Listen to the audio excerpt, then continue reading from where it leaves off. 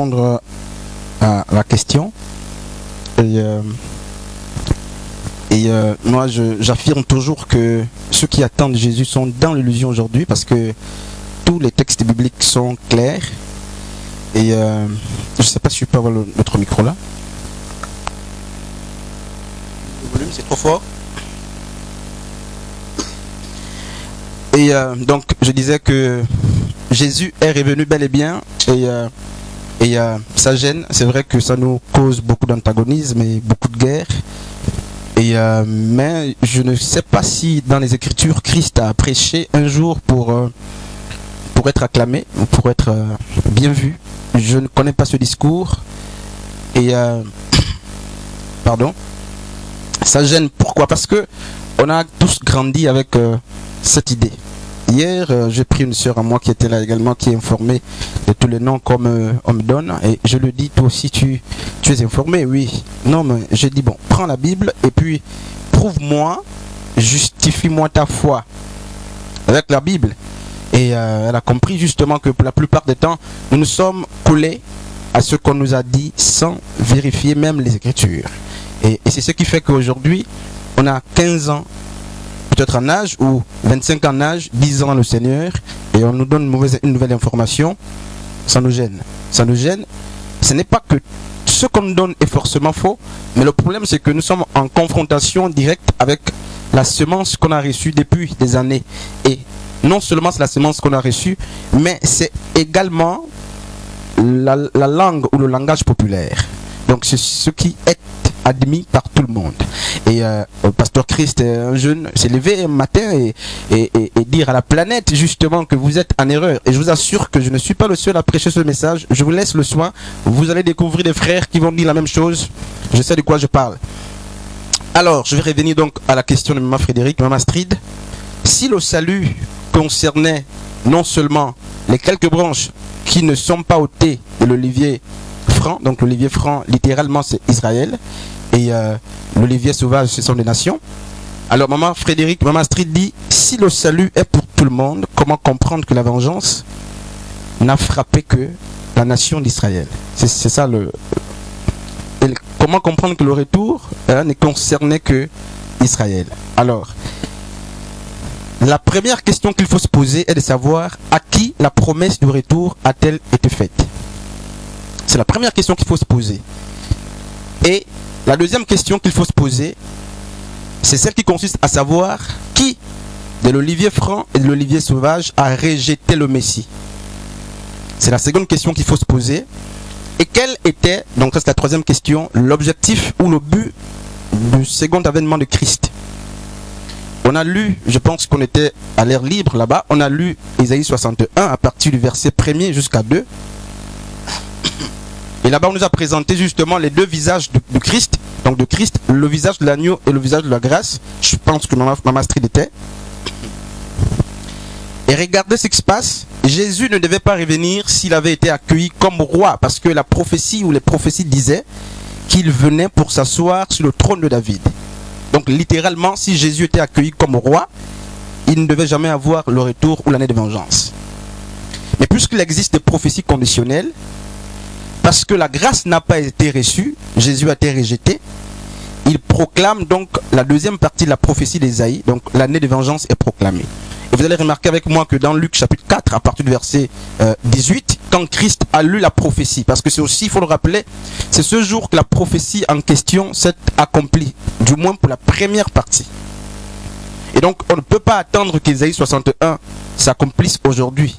Donc la première partie de cette prophétie s'est accomplie avec le premier avènement de Christ qui est venu annoncer l'année de grâce. Et vous allez remarquer avec moi que même lui-même, quand il a fait la lecture, il n'est pas allé à l'année de vengeance. Il s'est arrêté dans des virgules. J'aime dire qu'on ne peut pas s'arrêter dans des virgules. Il y a une virgule, il faut aller pour un bon lecteur, quelqu'un qui est instruit comme Jésus, il doit aller à la fin. Mais il s'est arrêté parce que sa première venue concerne la première partie. Et il était déjà rejeté parce que lorsqu'il a fait son entrée avec l'âne à Jérusalem, remarquez ce qui se passait, il a été rejeté là, il a maudit Jérusalem. Jérusalem, Jérusalem, toi qui tues les prophètes, combien de fois n'ai-je pas voulu, n'est-ce pas, te rassembler comme le poulet rassemble ses poussins. Tout ça. Une fois rejeté, c'est normal. Pourquoi? Parce que les Juifs qui attendaient Jésus n'ont pas vu en lui, n'est-ce pas, ce Messie qui venait rétablir le royaume davidique. Donc, c'est pourquoi même lorsqu'il fallait choisir entre Barabbas et Jésus-Christ, vous allez constater avec moi que Barabbas a été accepté. Pourquoi? Parce qu'il répondait en filigrane justement aux exigences du peuple juif. Il prenait l'épée et le sang coulait. Et ce peuple juif pensait justement que Christ venait s'asseoir sur le trône de David en prenant l'épée. Alors qu'il venait justement apporter la paix justement par le message de la croix. C'est pourquoi la Bible dit, Paul dira que la prédication de la croix est une folie pour ceux qui périssent et une puissance pour nous. Alors, pourquoi Jésus qui a promis le salut à l'humanité vient-il et s'arrête chez les Juifs, comme Maman Astrid justement, disait? Mais c'est parce que la prophétie du second avènement de Christ était une prophétie locale à Israël d'abord. Donc quand je dis c'est une prophétie locale à Israël, ça ne veut pas dire que les oliviers sauvages qui étaient désormais greffés à l'olivier franc étaient exclus. Mais l'année des vengeances ne pouvait tomber que sur ceux qui avaient rejeté le Messie. Et on peut le vérifier avec les Écritures. Dans Matthieu chapitre 23, Jésus-Christ prophétise le malheur de Jérusalem. Parce que c'est Jérusalem qui a tué les prophètes. Et ce sont eux, n'est-ce pas, qui ont fait couler le sang. Et donc Christ vient pourquoi? Pour plusieurs raisons. Venger les prophètes qui ont été tués. Il le dit dans Matthieu chapitre 23. Et quand il dit qu'il vient venger, il ne dit pas qu'il vient venger dans 4 générations. Il dit, je vengerai le sang de tous ces prophètes dans cette génération. Je demanderai le sang de ces prophètes dans votre génération. Comme pour dire que c'est vous qui allez payer pour les meurtres qu'ont commis vos pères en tuant les prophètes depuis Abel. N'est-ce pas? Ça c'est une des raisons de son retour. La deuxième raison est justement Maman Astrid. Tout ça c'est Maman Frédéric, Maman Astrid, n'est-ce pas? Donc, la seconde raison est tienne dans Actes chapitre 6, au verset 14, l'a évoqué.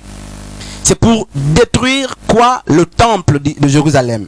Non seulement le temple, mais également la ville de Jérusalem. Pourquoi? Parce que la loi juive ou le judaïsme se reposait essentiellement sur 2 choses, le temple et leur ville. Et pour mettre fin au judaïsme, parce qu'il faut se le dire, Étienne a dit, il vient non seulement détruire le temple et Jérusalem, mais également il va mettre fin aux coutumes de Moïse. Et pour mettre fin à la coutume ou aux coutumes de Moïse, Christ ne pouvait passer que par la destruction de la ville qui était pour eux l'épicentre et le temple, pas les nations. Donc le temple était à Jérusalem. Le peuple qui l'a rejeté était à Jérusalem. Ce sont des Juifs. Et donc, il vient pour se venger. Et c'est normal que la colère tombe sur la nation juive. Rien à voir avec les autres nations. Et nous, on écoutait pour certaines nations qui étaient autour. Alors, Maman Frédéric, Maman Astrid. Mais le salut au retour de Christ, on va parler d'un fait très important. Je vous promets de décortiquer tout cet enseignement sur le retour de Christ pour que les hommes tombent. Le salut, c'était lequel au retour de Christ? C'est parce que la religion nous a menti. Le salut au retour de Christ, ce n'était pas... ok, lorsque Dieu a sauvé le peuple d'Israël qui était en Égypte, il ne les a pas menés au ciel. Ah non, il les a sortis d'un lieu pour un autre. Et ce qui se passe, c'est que lorsqu'on nous a présenté l'avènement de Christ, on nous a dit quand il revient, on monte au ciel. On va voir ça tout à l'heure que c'est des chimères. Tout à l'heure on va décortiquer ce message qui dit qu'on ira à la rencontre dans les airs. C'est des chimères. Et parce qu'on a tellement suivi des films qui nous ont aussi, des Batman, tout ça, des films de gens qui s'envolent. Et c'est resté dans notre esprit aujourd'hui. De sorte qu'on pense que les chrétiens vont s'envoler comme ça. Et ça, on ne vérifie plus les Écritures pour se rassurer de ce qui est écrit. On ne veut pas. Le salut à cette époque, donc au jour de l'avènement de Christ, le salut ne consistait pas à être juif ou non juif ou non. Même les Paul, les Pierre, s'ils restaient à Jérusalem, ils périssaient. Donc le salut consistait à aller hors d'Israël de Jérusalem. C'était ça le salut. Et quand vous lisez Acte 17, plutôt Luc 17, Luc 21, vous comprendrez. Et Jésus l'a dit clairement, que celui qui est sur le toit et qui a des effets dans la maison ne descende pas pour les prendre, qu'il fuit. Que celui qui est sur la montagne ou dans les montagnes ne revienne pas, qu'il fuit. Donc le salut consistait non pas à être enlevé, monté au ciel avec Christ, mais le salut était dans le fait de fuir hors de Jérusalem, parce que c'est Jérusalem qui devait périr. Maman Frédéric. Oui.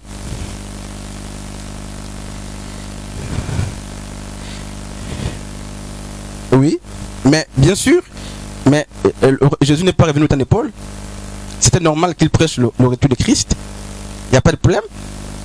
Paul a prêché aux païens, mais c'était normal. On ne pouvait pas encourager le péché de cette époque. Et puis, quand Paul prêchait, le retour de Christ n'avait pas encore eu lieu. Donc, c'était normal.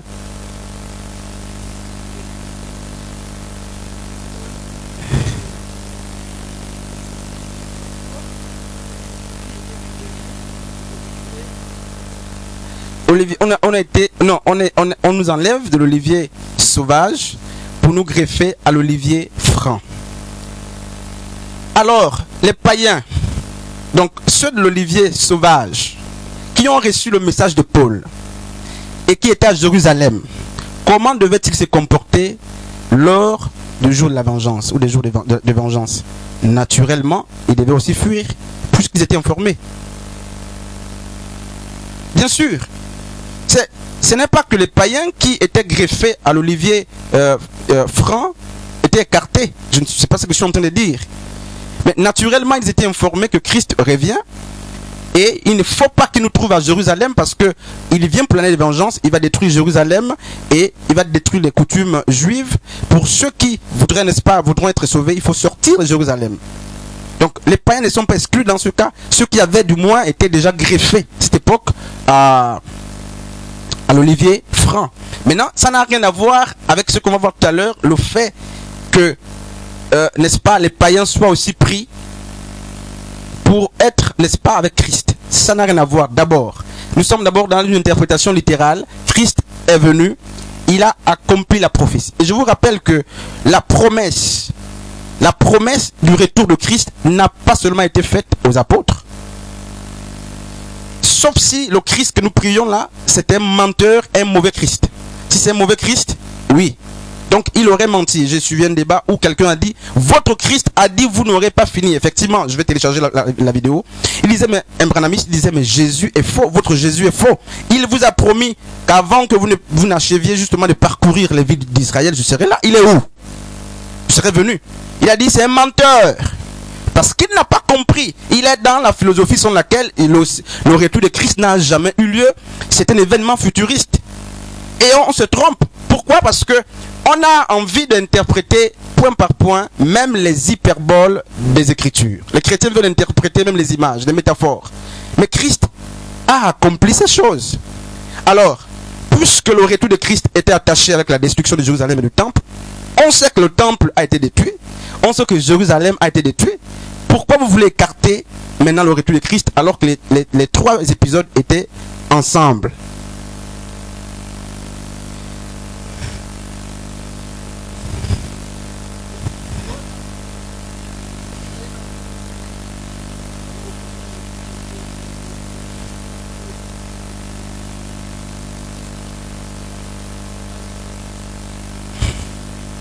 Oui.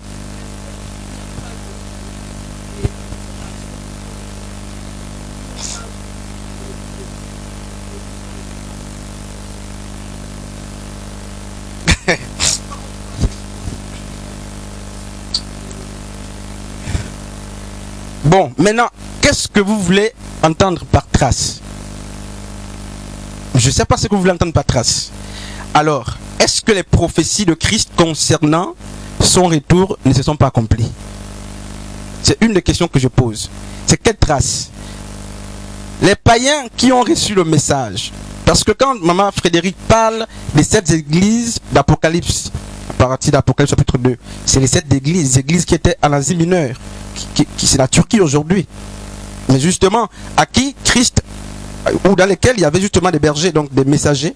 L'ange, donc quand la Bible dit écrit à l'ange, c'était les responsables de ces églises, pas des bâtiments, mais des églises de ville qui étaient là et qui s'étaient détournées justement. Mais ces églises n'étaient pas que constituées des païens. Non, il y avait ceux de l'olivier franc et ceux de l'olivier sauvage. Voilà, donc Maman Frédéric dit quelles sont les traces. Mais les traces sont bibliques, les traces sont historiques.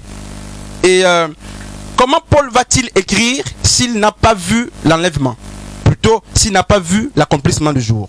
Comment Timothée peut-il écrire s'il n'était pas présent? Donc, pour chercher les traces, cherchons d'abord à connaître qui était vivant à cette époque et dans quelles conditions était-il. Et pourquoi n'a pas écrit? On ne peut pas en vouloir aux gens parce qu'ils n'auraient pas écrit. Et encore que nous sommes en train de découvrir petit à petit, même les écrits qui ne nous sont pas parvenus. Voilà. Donc, on ne va pas en vouloir à Paul, parce que l'un d'eux qui a vécu longtemps, c'est Jean qui allait jusqu'à l'encens. Et il est sur l'île de Patmos. Heureusement pour lui, il avait commencé à voir ce retour par vision même. Et il a vu ces choses. Et ce sont des choses que Jean a vues qui se sont accomplies dans les brefs délais. Apocalypse est un livre accompli. On va voir Apocalypse 1, 2 jusqu'à 22. On verra. Dieu fera grâce. Et nous aujourd'hui, quand on prend Apocalypse, en vérité, chaque fois qu'il y a un nouvel événement, un nouveau fléau, le monde dit, attention, c'est l'Apocalypse qui s'accomplit. Mais, quel Apocalypse qui s'accomplit? Lorsqu'on sait que ce sont des choses historiques, des choses qui ont eu le jour dans l'histoire. C'est parce que pour nous, là, on nous a tellement prêché sur l'argent, sur le mariage, sur les dîmes, sur le temple décoré. On nous a éloigné même des choses essentielles. Et il y a des livres qu'on ne peut pas mettre à la portée de tout le monde. Ça peut détruire la foi des uns des autres avec un certain niveau de maturité. Vous comprendrez. Je vais donner à ceux qui sont déjà quand même avancés. Vous comprendrez qu'il y a des historiens qui en ont parlé. Les premiers historiens de l'église en ont parlé. Si on ne vous dit pas que dimanche est un jour, ça c'est une parenthèse, inventé par catholiques à un concile, soit au concile d'Éphèse ou de Nicée, de 325, vous allez dire que dimanche est un jour de Dieu, vous allez le vénérer. Et quand on vous dira que c'est l'histoire, la Bible n'en parle pas. La Bible ne vous dira pas que dimanche a été conçu, enfanté dans l'utérus de Rome ou des premiers pères de l'église. C'est pas dans la Bible. Mais comment on a ces informations? C'est l'histoire. La Bible ne nous montre pas comment Jérusalem a été détruit ici. Il n'y a aucune trace. C'est des prophéties concernant Jérusalem. Mais comment savoir que Jérusalem a été détruit? Mais c'est détruit, vous pourrez aller vérifier. C'est l'histoire. Donc, c'est un canon. Et je vous ai dit la dernière fois que la Bible, il y a plusieurs versions aujourd'hui. La nôtre là, c'est la Bible des protestants qui a 66 livres en gros. Il y a des Bibles qui ont 24 livres. Le Tanakh a 24 livres. Il y a d'autres qui ont 5 livres. D'autres 72. D'autres 81 livres. Pourquoi vous avez sous vos pieds là, ou sur les pieds, ou dans vos mains, la Bible des protestants et pas les autres? Vous n'allez pas me justifier ça. C'est la foi des pères qui nous amène ici. Les pères ont utilisé Louis II depuis. Et il nous donne également l'héritage, Louis II. Mais un fils doit à un moment donné interroger l'héritage que lui a donné son père. Pourquoi si je prends la Bible Tob, tu diras que c'est la sorcellerie? Pourquoi si je prends la Bible, le Tanakh qui n'a que 24 livres, parce que même au temps de Paul, la nouvelle alliance n'existait pas. Donc Matthieu jusqu'à Apocalypse n'existait pas à leur époque. Ils ne prêchaient pas avec ça. Ils prêchaient le Tanakh. Et les chrétiens qui les écoutaient n'examinaient pas Matthieu jusqu'à Apocalypse. C'est venu après eux. Ils examinaient le Tanakh. Genèse jusqu'à Malachie. C'est la Bible qu'ils examinaient. Et le reste des choses, ce sont des épîtres. C'est écrit après. Le canon a été constitué. Donc je vous pose une question. Pourquoi pas la Bible Tob? Et si vous avez un catholique qui a la Bible Tob là, qu'allez-vous lui dire là? C'est un démoniaque? Vous allez lui dire non, viens prendre notre Bible. Mais vous n'allez pas justifier ce choix-là. C'est un choix, c'est l'héritage qu'on a reçu.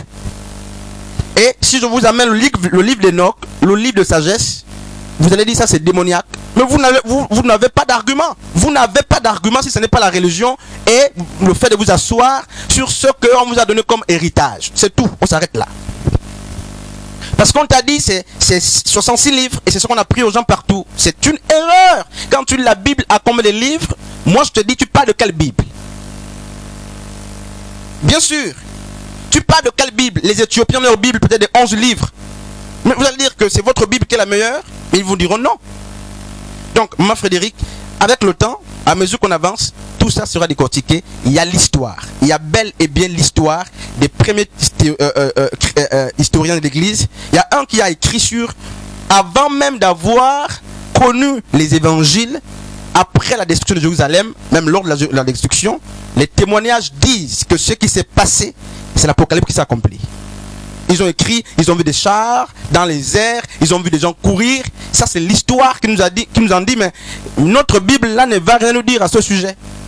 Donc si c'est ceux qui tuent les pasteurs, on est resté là, nous tous là on est resté sur Genèse, Apocalypse, et tout ce qu'il faut chercher comme documentation là, on n'ose pas, parce que là c'est sataniste. Et c'est ce qu'on nous a dit. Attention mon fils, attention ma soeur, tu risques de t'égarer. Non, mais dis-lui que va fouiller. Et puisque tu as l'Esprit de Dieu, il va te donner le discernement de sorte que tu choisis ce qui est bien. Mais on peut réfléchir ça aux jeunes. Mais à un certain âge, surtout pour ceux qui enseignent ou ceux qui aspirent à l'enseignement, à la prédication, vous n'allez pas rester bloqué sur les écrits de la Bible, parce que c'est ce moment-là, vous devez aller au-delà. Voilà pourquoi, pour le souci de toucher du doigt, d'autres vont parfois à Jérusalem voir si la tombe est réelle. Parce que nous sommes ici dans la littérature. Voir si Jérusalem a été détruit, si le temple existe, par souci de toucher du doigt, pour être au moins témoin de ce qu'on dit. Et moi, un pasteur ne veut pas me dire, ne lis pas, on va voir les problèmes, parce que tu ne peux pas me bloquer jusqu'à ce niveau. Je suis libre. Très libre. Enoch a été repris par Paul. Paul a cité Enoch. Jude a cité Enoch. Mais dans cette Bible-là, il n'y a pas Enoch. Comment a-t-il vu la prophétie d'Enoch? Lorsque Moïse va en Égypte confronter les magiciens, Janès et Jambres, justement, je ne sais pas écrit dans la Bible. Cette Bible ne raconte pas ça. C'est Enoch qui détaille, qui donne les noms des magiciens, justement, de l'Égypte, des pharaons. Mais comment Paul a eu ça? Les chrétiens vous disent c'est par révélation. Non, Paul a lu. Il a lu Enoch. Mais cet Enoch-là a été proscrit ici. C'est pas dans nos Bibles. Même le livre de Jacques était un livre apocryphe. Avec beaucoup de discussions, ils ont ramené. Parce qu'on se disait, lui prêche la loi, beaucoup de choses, ils ont ramené. Et donc, nous, la jeune génération, il ne faut pas qu'on reste là sans chercher. Il ne faut pas qu'on reste là sans chercher. C'est un piège de rester là sans chercher. On va mourir. C'est comme ça que j'ai dit aux gens, ce sont des parenthèses, on va aller plus loin. Donc, Maman Frédéric, on va répondre à toutes ces questions. Il y a l'histoire. Je ne vous cacherai pas les écrivains, l'histoire authentique, vous allez vérifier, confronter jusqu'aux Écritures. Mais la dernière fois, Maman Frédéric m'a envoyé l'Apocalypse de Pierre. Mais ce n'est pas dans cette Bible. Tu as dû faire les recherches. Et tu t'es rendu compte que Judas a écrit, Pierre a écrit. Ça, c'est l'histoire. Et si vous ne cherchez pas, on prendra le dessus sur vous. Vous devez chercher. Pour que l'homme de Dieu soit accompli, il doit sortir. Remarquez ce que Paul dit à Timothée. Il dit, apporte-moi mon parchemin et tous les livres qui sont avec toi là-bas. Donc Paul ne lisait pas que la Bible. C'est pourquoi vous allez remarquer que dans Actes des Apôtres, lorsque Luc raconte un peu tout, Paul a cité plus de 22 philosophes de son temps. Il a repris les écrits. J'ai fait cette étude-là. Il a cité plus de 22 philosophes. Ce que vous entendez parfois dire, ça ne venait pas de Paul forcément. Mais il était contemporain de certains frères. Il reprenait certains passages pour confondre ces sages. Et nous, quand on voit ces passages, parce qu'on n'a pas étudié, pour la plupart, on ne fouille pas plutôt, on se dit c'est Paul. Non, mais il a cité beaucoup de philosophes. Donc, que Dieu nous aide. Donc, Maman Frédéric, il y a des témoignages, bel et bien, il y a des témoignages. Alors, remarquez, on va parler d'un point très important. Remarquez avec moi que, jusque-là, je vous donne encore quelques minutes pour qu'on me situe, avant que je n'avance. Jésus a fait la promesse de son retour. Donc, à qui? À Caïphe. Donc, à Caïphe et aux autres membres du Sanhédrin. Il a fait la promesse aux apôtres. Il a fait la promesse donc aux disciples aussi. Alors, si la promesse ne s'est pas accomplie, même à ceux qui l'ont percé, hein, vous me verrez. Et il n'est pas dit dans la Bible que ceux qui l'ont tué vont d'abord ressusciter un peu, voir comment le Jésus qu'ils ont percé et mourir. Il a dit, vous devez me voir dans mon retour. Alors, je vous pose une question très simple avant de poursuivre, pour qu'on soit quand même situé. Alors, si aucun de tous ceux qui sont cités ici n'a vu le retour de Jésus, vous savez, il y a un problème. Il y a un problème. Il y a un problème. Si les apôtres n'ont pas vu, puisqu'il dit quelques-uns d'entre vous verront mon retour. Jésus est clair. Et j'en ai discuté hier avec ma major qui aussi dans les problèmes là-bas, n'est-ce pas? Et quand quelqu'un dit quelques-uns, mais on n'a pas besoin de l'esprit d'abord pour comprendre quelques-uns. Mais c'est ça, homme de Dieu. Quelques hommes ne mourront point. Donc quelques-uns mourront. Certains mourront, d'autres non. Et c'est ceux qui devaient être en vie qui devaient justement bénéficier du retour de Christ. C'est comme ça. Alors, si ce n'est pas accompli, si Caïphe aussi n'a pas vu, les membres du Sanhédrin n'ont pas vu, ceux qui ont percé Jésus n'ont pas vu, les apôtres n'ont pas vu, mais on lit quoi même? Puisque son retour était situé dans une génération. Il y a un problème. Il y a un problème véritable. Le problème, c'est lequel? Ce ne sont pas les Écritures, c'est nous là, avec le vieux vin là qu'on a bu. C'est lui qui nous empêche, parce qu'on veut voir quand même un Jésus qui a le gros bras. C'est-à-dire qui est au ciel, quelque part, parce qu'on nous a dit ça, que quand il va venir, le monde entier, vous voyez comment doit voir. Ça veut dire quoi? Jésus avait peut-être un mètre demi, ou je ne sais pas, il avait une taille normale, un corps normal. S'il vient là, c'est dans quelle forme? Pour que le monde entier le voit. Et nous, on nous avait prêché ça, que Jésus au ciel, ça c'est une parenthèse, assis, tu ne peux pas voir son pied, tu ne peux pas voir son oreille, tu ne peux pas voir sa main, tellement il est infiniment grand. Si tu regardes l'œil, tu ne peux pas voir l'œil. Et c'est comme ça qu'on a grandi avec ça. On a grandi avec ça parce qu'on s'est dit, bon, si Jésus vient quand même, depuis on devait voir les morts en Christ là. Mais vous allez voir, est-ce que vous avez le même corps pour les voir? Et il y a des problèmes. Donc le problème, ce n'est pas les Écritures. Nous là, on est beaucoup chargés. Et vous remarquez les charges que vous avez ou que nous avons là, on ne peut pas justifier. C'est la colère, ça termine par la colère, ça termine par ceci, ça termine par cela, mais on refuse. Alors quand je vous dis c'est quoi une génération, vous connaissez ce que c'est une génération, mais vous ne voulez plus définir parce que vous avez l'impression de vous accuser. Quand je vous dis c'est quoi quelques-uns, vous connaissez ça, mais de peur de vous accuser vous-même, vous préférez rester calme. Donc vous savez qu'il y a un problème. Vous ne voulez pas toucher, mais parce qu'on a dit les gens devaient monter au ciel dans l'air, comme le Batman, tout ça. Mais c'est faux. Alors on va parler de ça. Nous sommes dans 2 Thessaloniciens chapitre 2. Il y a un problème. Il y a un problème.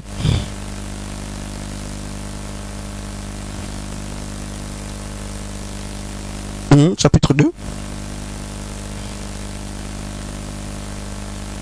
Comme tu lis, hein, et...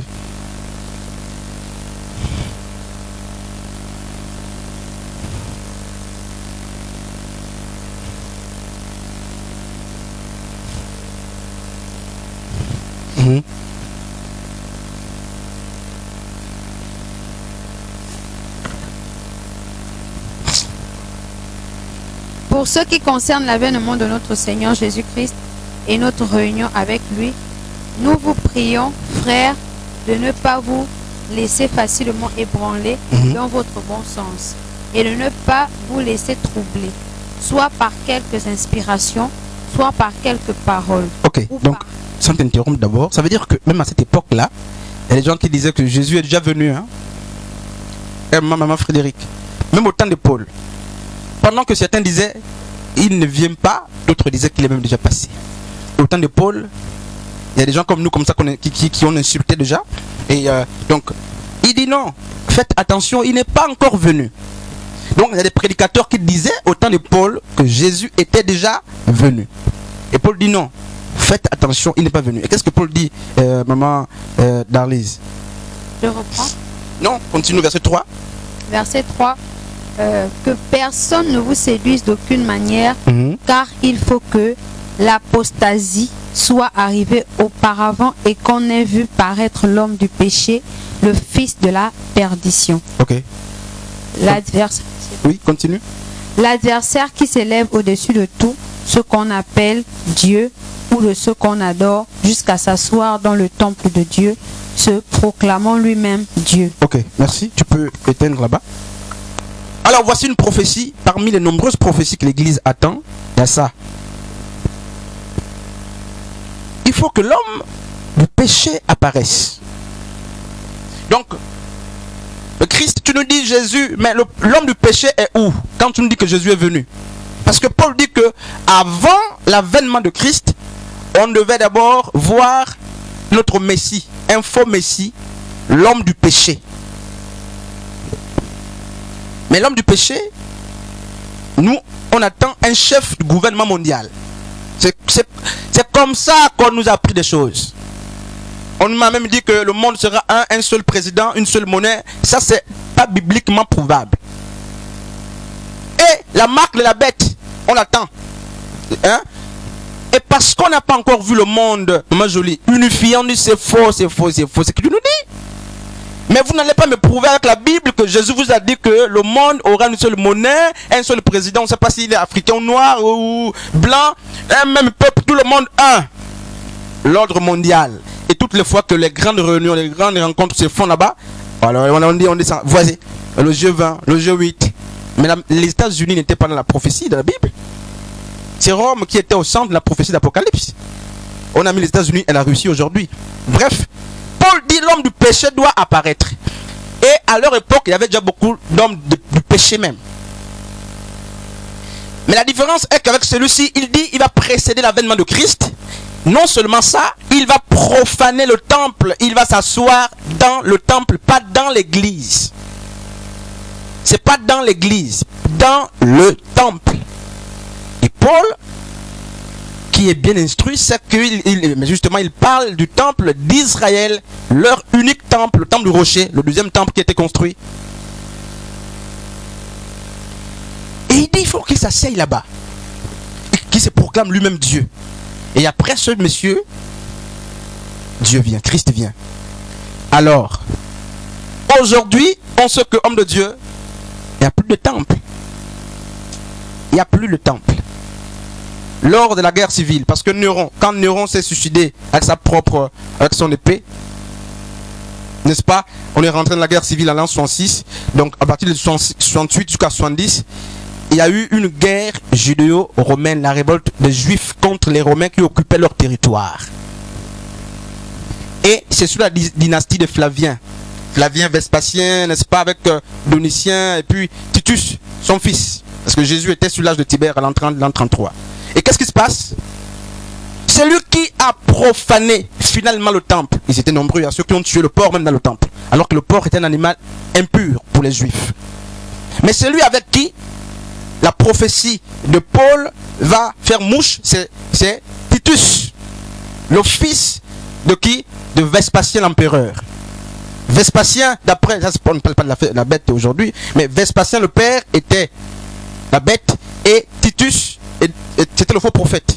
Parce que le faux prophète travaille à côté de la bête. C'est deux identités, deux personnes différentes. Et c'est avec Titus que le temple a été profané, complètement détruit. Alors vous devez nous dire à quand l'accomplissement encore de cette prophétie, lorsqu'on sait que le temple a été profané et que justement il n'existe même plus de temple. Pourquoi il n'y a plus de temple? Mais parce que Acte 6, 14 est accompli. Jésus est venu disperser les Juifs et il est venu mettre fin aux coutumes juives. Lui-même l'a dit. Quand vous les pasteurs, vous les chantres, vous nous dites que Jésus n'a pas aboli la loi, au sens littéral, non. Mais quand vous dites que la loi n'est pas rendue stérile, vous maudissez Jésus, vous insultez Jésus-Christ. C'est une injure vis-à-vis de la personne de Dieu qui a dit qu'il venait détruire les coutumes. Pourquoi? Parce que le judaïsme devait finir. Il devait le fragiliser pour que la nouvelle alliance soit finalement injectée. Et donc quand un pasteur, aujourd'hui c'est des parenthèses, il y a beaucoup de choses, n'est-ce pas, se lève pour nous amener, ressusciter Moïse. Quand je parle de Moïse, on a déjà vu, je sais que je parle aux gens qui connaissent, on a vu le Tanakh, il faut faire la différence entre le Tanakh et Moïse. On a vu cet enseignement. Le Tanakh, donc le Tanakh, vraiment, on a vu ça. C'est quoi? Le Tanakh est composé de quoi? Donc de la Torah, il y a les Nivim, donc la Torah, la loi, il y a les Nivim, et les Ketuvim, donc les prophètes, les psaumes, tout ça. Donc quand je dis Moïse est fragilisé, je ne dis pas que c'est l'Ancien Testament. Bon, c'est-à-dire Tanakh, c'est-à-dire, je ne dis pas que c'est toutes les Écritures, c'est ça les Écritures. Je ne dis pas que c'est ça qui a été fragilisé. Parce qu'il ne faut pas qu'il y ait la confusion. Ce sont les coutumes de Moïse, la Torah de Moïse, avec les 5 premiers livres de Moïse. 613 ordonnances, et voilà, c'est ça, 613 ordonnances. Divisé en 3 parties, la loi cérémonielle, la loi sociale et, n'est-ce pas, la loi culturelle, tout ça. Donc Moïse a été fragilisé, c'est pas vous, à vous de ressusciter Moïse. Oh non, amène l'offrande de culpabilité. Amène l'offrande de ceci, désordre. Et on est là, les chrétiens sont agités et ils disent quand je fais, Papa Christ, tu ne peux pas me le dire parce que quand je fais l'accomplissement. Mais qui vous ment? Qui vous ment? Vous le savez, mais qui vous ment? Deutéronome dit quoi? Jésus dit, Dieu prophétise en disant, même quand un prophète donne une prophétie et qu'elle arrive à son terme, et que par suite te dit, suis mon Dieu, ne suis pas, parce que c'est Dieu qui te met à l'épreuve. Ça veut dire qu'un faux prophète peut prier pour toi au nom du moustique, un exemple nul comme ça que je prends, ou au nom du bois, l'accomplissement arrive.